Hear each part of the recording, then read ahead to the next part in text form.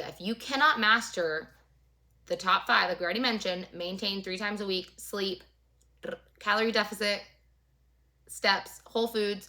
If you haven't mastered that, your foundation to your health and wellness, you have no business in these other sections, you know? Master the basics and don't stick your nose up at it if you think it's too easy. Like, oh, that's it? That's nothing. Well, it is something because it's more than you're doing right now. So some things that, like, you know, you come, and I get it. It's all it's in marketing and media and stuff. And it's like, okay, great. I'm going to get started. What type of supplements do I need to take? You don't even take any supplements. You know what I mean? Like, why would you think you need to take supplements? Like, those are advanced protocols kind of thing, you know? Like, once you're got everything down, you're crushing everything, then maybe if you want to add some protein in and you want to take some pre-workout, like, cool, you can add these things in. But your main focus is you need to focus on getting your steps, getting your sleep, getting your water, hitting your calories, and your workouts at least 3 times a week. You need to focus on those before you try to do anything else. And if you do not have those mastered, you have no business in the advanced category. You know, it's just going to slow you down and hinder really your progress. It's not going to make you get there faster, you know? You're going to be spending more money on supplements, and then whenever it doesn't work as fast as you want, then you're going to throw in the towel and be like, great, now I just spent all this money on supplements. Okay, so 5 times a week plus cardio plus HIIT, those are advanced programming, advanced protocols, you know? There is nobody really that needs to be training 5 times a week unless you're like really, you have your training like really down, and you have recovery, and one of them is actually an active recovery day, and you're like, your sleep is on point, your eating is on point, everything is on point, like your recovery level is on 1,000. Then maybe you could squeeze in like, you know, a 5th one if you really want to. But trying to add 5 times a week strength workouts plus do some cardio plus do some HIIT makes absolutely no sense. Because like I said, if you're going from not doing anything fitness related or anything, you know, movement related, working out 5 times a week is a very bad idea. And doing HIIT is a very bad idea. Those are advanced levels of fitness. If you can't recover properly from it, there's no point in doing it. And going from not doing much, you know, to not learning the foundations, to not learning how to do a proper body weight squat and a proper body weight push-up, what makes you think that you need to go into a HIIT class and do jump squats? You don't. You know what I mean? Most people don't. So yeah, it's just like a bad idea. And again, it just makes you, it burns you out, and it makes you feel like, oh my God, this is what fitness is. I don't want to do this. I'm miserable. I'm good. And it's not even working as fast as I want. I look the same as I did last week. Oh, I'm good. I'm going right back to what I was doing. It's normal. You know what I mean? Your brain is like, hello, this isn't working, and you're miserable, and you're tired, and you're hurting yourself, and you look exactly the same way. So go back to doing what you were doing, you know? So that's why these things are just not important. Now, if you're, you know, a higher level athlete, or if you have reasons to be doing this, that's different. We're not going to get into that because I'm talking about general health, general population. And I want to talk about intuitive eating. A lot of people want to start with intuitive eating, and no, you can't do that. You can't start with intuitive eating if you don't know how many grams are in a 5 ounces of chicken off the top of your head, if you don't know how many calories, grams of carbs are in half a cup of rice, if you don't know what these measurements look like without having to weigh them and measure everything, then you cannot do intuitive eating yet. You have to learn what that means, you know? You have to learn what your body, what calories look like, what calories feel like to you, to then be able to do intuitive eating. You know, everybody who does intuitive eating now successfully started tracking. I think I tracked my calories for probably the first 3 to 5 years of my health and wellness journey, you know, a long ass time ago. And yeah, now I know what intuitive eating looks like. Now I know what a serving of food, I can look at my plate and know what a serving of everything is. Obviously, it's not down to the number, but it's very freaking close. And, you know, eating the same things on a regular basis really help with that. So I definitely suggest you just get over it and figure out how to eat consistently the same things over and over again. Even if you stick with the same proteins, the same, you know, it makes your life so much easier. And then it also makes intuitive eating that much easier. But yeah, you just need to know off the top of your head, what is 3 ounces of pasta look like? What does this a 500 calorie, 600 calorie meal make me feel like? What does this make me feel like? What is, you know, like, you have to go through that process, and you're not going to be able to go through that process initially without tracking everything, so that way you can see. Most people, when they track, they don't know how much fat they're getting. They think that they're just like over carbs all the time. They're overeating carbs.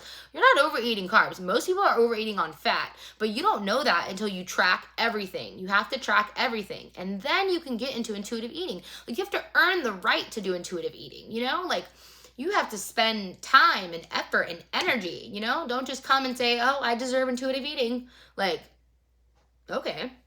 So anyways, and that will also teach you balance. It will teach you that, you know, Monday through Thursday being super, super strict, and then Friday, Saturday, and Sunday, people think that their weekends can't affect their weekdays. And yes, you can. All you need to do is be in a 3,500 calorie surplus per week to gain weight. And what's that? 15 extra, about 1,800 calories extra from your maintenance on from Friday to Sunday? Are you kidding me? That's super easy. You can go to Chili's right now and consume 3,500 calories if you want to, with drinks, appetizers, food, you know? So don't underestimate that, and don't think that it's just one bad meal. It's just, 4 days out of the 7, I'm like super clean. Like, it matters, you know? So that's another reason why tracking helps, because if you track all that food, even on the weekends, then you're going to be able to see those numbers and be like, holy cow, I'm doing so much damage to myself, you know? And then you're going to be more motivated to not want to do that if you see the numbers. But ignoring them and then just only tracking Monday through Friday to make yourself feel better is only going to make you feel like you're in a calorie deficit, and you're not. And that's going to be even more frustrating, you know? Okay, so I need to slow down because I'm like, my throat's getting in there. I'm like excited, and I can tell I'm starting to scream. Okay. Yeah, like these food prep systems. You don't need that. You know what I mean? And I don't suggest you start with that anyways.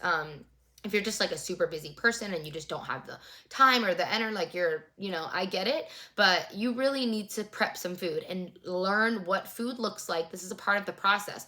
Learn what measurements of food looks like. Learn what all of these things look like, so that way you can do it for yourself, you know what I mean? And when you go out to eat and you don't have a food prep system, you know what your plate looks like, and you can look at your plate when they bring it to you and say, okay, this is 2 servings. Like, I need to take some of this home. This isn't 1 serving, you know? And you only learn that by tracking everything you're doing.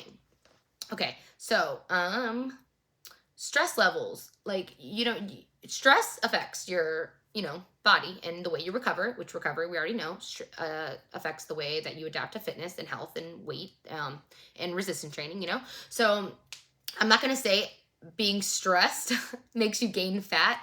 It doesn't. The after effects of being stressed might, like, if they're stressed, they they consume extra calories, or they consume extra, sweets and things like that, that can lead to it. Or if some people are stressed, they just shut down, so they don't hit their workouts, and they don't, you know what I mean? All those things will lead to stress, but being just stressed without those extra factors doesn't cause you to gain weight. You know what I mean? Cortisol, the stress hormone, causes you to retain more water, but that's water. That's not weight, So that doesn't happen. But the point is that stress can affect, like I said, the foods that you choose, your recovery, your exercise, like consistency. So why would you want to add more stress to yourself than we already do in everyday life right now? By getting a more advanced program and being in a calorie deficit that's so ridiculous that a toddler cannot handle, and trying to work out 5 days a week where you have no wiggle room. Like, let's say Tuesday, family things come up. So now, since you're in a situation where you have to work out 5 days a week, you have Saturday and Sunday to make up your workout. Your weekend, you have to make up your workout. Why would you put yourself in that stressful situation when it's unnecessary? And I mean, I get it. I keep saying this over and over again. I get it. What we see on social media is these extremes and, what people are doing that work. But you have to figure out, like, where are you in your health journey? Like, where are you? Where have you started? What have you been doing the last year? And if you don't have the foundation of your fitness solid, advanced programming won't stand on that foundation. It will fall every time. You have to just focus on the basics and stop thinking that you need to do all these fancy shit that you see on Instagram and social media, and all these new gyms that are popping up, like it's like infrared weight training I saw the other day. So you do your weight training in a sauna.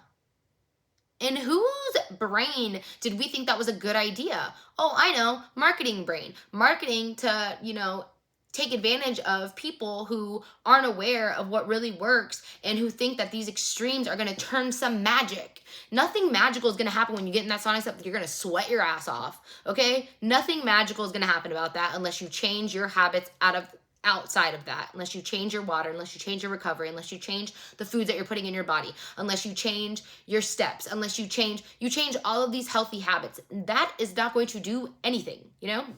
So, yeah, we just feel like the basic stuff doesn't work because it seems so simple, but you haven't even tried it. So why would you say it doesn't work if you haven't tried it? I mean, what do you have to lose? If it's so basic and so simple, what do you have to lose?